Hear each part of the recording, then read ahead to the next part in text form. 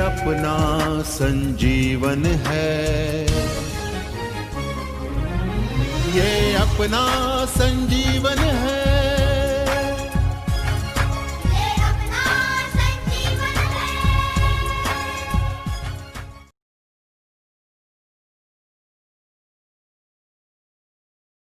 Hello बच्चों, आज हम कक्षा 7वीं से 9वीं तक हिंदी व्याकरण के अंतर्गत आने वाला रचना भाग संवाद लेखन देखेंगे। वैसे तो आप संवाद लेखन लिखते हो, लेकिन आज हम संवाद लेखन किसे कहते हैं, संवाद लेखन के उद्देश्य क्या होते हैं, संवाद लेखन लिखते समय ध्यान रखने योग्य बातें कौन सी होती है और उसके उदाहरण भी देखेंगे। तो सबसे पहले हम देखते हैं कि संवाद किसे कहते हैं। दो या दो से अधिक व्यक्तियों के बीच के वार्तालाप को संवाद कहा जाता है। मतलब दो या दो से अधिक व्यक्ति जब आपस में बातें करते हैं, उनके वार्तालाप को या बातचीत को संवाद कहा जाता है। अर्थात जब दो या दो से अधिक व्यक्ति आपस में बातें करते हैं तो उसे संवाद कहते हैं। जब दो या दो से अधिक व्यक्तियों के बीच की बातचीत को लिखित रूप दिया जाता है तब उसे संवाद लेखन कहते हैं। मतलब जब व्यक्ति बातें करते हैं, उन बातों को लिखित रूप दिया जाता है, मतलब लिखा जाता है, तब उसे संवाद लेखन कहते हैं। तो संवाद लेखन की विशेषता क्या है, देखो। संवाद का सबसे पहला गुण है स्वाभाविकता। स्वाभाविकता का अर्थ क्या है, तो हर पात्र अपनी स्थिति, मनोदशा तथा संस्कार के हिसाब से बातचीत करे। मतलब संवाद लेखन जब भी होता है, संवाद लेखन आप जब लिखते हो या पढ़ते हो, तब हर पात्र की जो स्थिति होती है, मनोदशा होती है, यानी उसकी बोलने की जो पद्धति होती है, उसी हिसाब से ही बातचीत करना पड़ता है। तो बच्चों, संवाद लेखन करते समय किन बातों का ध्यान रखना जरूरी है, देखो। तो हमें निम्नलिखित बातों का ध्यान रखना चाहिए। जैसे पहला है, संवाद छोटे, सरल और रोचक होने चाहिए। जब आप संवाद लिखते हो तो लंबे लंबे वाक्यों की ज़रूरत नहीं होनी चाहिए, वो सरल होने चाहिए और रोचक भी होने चाहिए। संवाद की भाषा स्पष्ट, पात्रानुकूल होनी चाहिए। जो भी संवाद की भाषा होगी स्पष्ट होनी चाहिए और जो पात्र उस संवाद में है, उस पात्र के अनुसार ही वह संवाद होना चाहिए। संवाद दिल से होने चाहिए, दिमाग से नहीं। जब आप संवाद लिखते हो तो आपको दिल से लिखना चाहिए, सोच कर लिखने की ज़रूरत नहीं है। जो आगे मनोदशा होती है, स्थिति होती है, परिस्थिति होती है, जो भी आपके सामने विषय आता है उस पर आपको दिल से लिखना होता है। सोच समझकर की गई बात बनावटी होती है, नीरस होती है। मतलब आप सोच समझकर अगर लिखोगे तो वह जो संवाद होगा वो बनावटी नज़र आएगा या फिर वह नीरस हो जाएगा। सच्चे दोस्तों में दिमागी बातचीत नहीं चलती। जब आप दोस्तों में बातचीत करते हो, दोस्त तो सोच कर नहीं बातें करते, है ना, दिल से बातें करते हो। वैसे ही जो भी आप संवाद लिखोगे वह दिल से होनी चाहिए। हाँ, जहाँ नया माहौल हो, औपचारिकता हो, दूसरे को प्रभावित करने का उद्देश्य हो, वहाँ संभल कर संवाद करना अच्छा रहता है।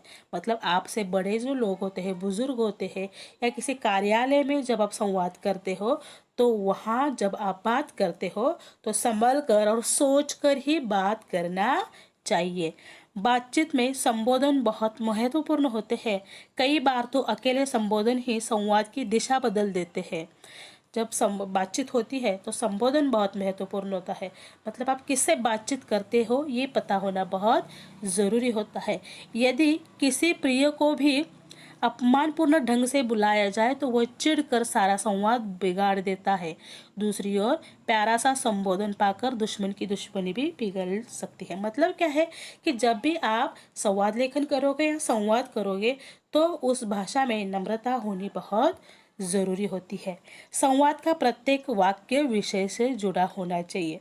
मतलब जो भी आप संवाद करते हो, लिखते हो, जो भी आपके सामने विषय हो, उस विषय से ही जुड़ा होना चाहिए। संवाद अवसर के अनुकूल होने चाहिए। सुख में खुशी, गम में गमी और क्रोध में उग्रता होनी चाहिए। जब भी आप संवाद करते हो तब कैसे होने चाहिए, जो भी आपके सामने प्रसंग है उसके अनुसार होने चाहिए। तो अगर सुख की कोई बात है तो खुशी वाले संवाद होना ज़रूरी है, कोई गम या शोक है तो शोक भरी बातें होना ज़रूरी है, और क्रोध भरी बातें जब आप करते हो तो उन बातों में उग्रता होना भी बहुत ज़रूरी है। अगर खुशी में गम की बातें करोगे तो संवाद बिगड़ जाएगा, गम में क्रोध की बातें करोगे तो संवाद बिगड़ जाएगा। मतलब अवसर के अनुसार आपको संवाद करना बहुत ज़रूरी है। संवाद लिखते समय उपयुक्त विराम चिन्हों का उचित स्थान पर प्रयोग अवश्य करना चाहिए। जब भी आप संवाद लिखते हो तो विराम चिन्हों की वहाँ बहुत ज़रूरत होती है, क्योंकि अगर वहाँ विराम चिन्हों का प्रयोग नहीं होगा तो वाक्य का अर्थ बदल जाएगा। इसलिए संवाद लिखते समय सही विराम चिन्हों का प्रयोग सही स्थान पर करना बहुत ज़रूरी होता है। इसके लिए हम एक उदाहरण देखते हैं कि उदाहरण क्या है। बिना टिकट यात्रा कर रहे यात्री और टिकट निरीक्षण के मध्य हुए संवाद को 50 से 60 शब्दों में लिखिए। मतलब सफ़र करने वाला व्यक्ति और जो टिकट निरीक्षण करने वाला होता है उनके बीच जो संवाद होता है उसे आपको लिखना है। और शब्द मर्यादा कितनी दी है? 50 से 60। इसके लिए आपको शब्द गिनने की ज़रूरत नहीं है कि इस संवाद में मेरे 50 शब्द हो गए, 60 शब्द हो गए। आपको एक अंदाज़ा लगाना है कि एक संवाद जो एक वाक्य में आप लिखते हो उसमें कितने शब्द बैठते हैं, तो उसी के अनुसार आपको वह संवाद लिखना है। हाँ, 50 से 60 हो जाए इसका मतलब यह नहीं कि 50 से 60 शब्दों में ही आपको लिखना है, उससे भी ज़्यादा भी हो सकते हैं। इसलिए आप उसे लिखते समय शब्द गिनेंगे नहीं, तो सिर्फ एक वाक्य में कितने शब्द आते हैं यह देखेंगे और उसके अनुसार आप जो भी संवाद लेखन दिया जाता है उसे लिखेंगे। तो बच्चों, यह संवाद टिकट निरीक्षक से शुरू होता है। वह कैसे कहता है, देखो, आपको कहाँ जाना है।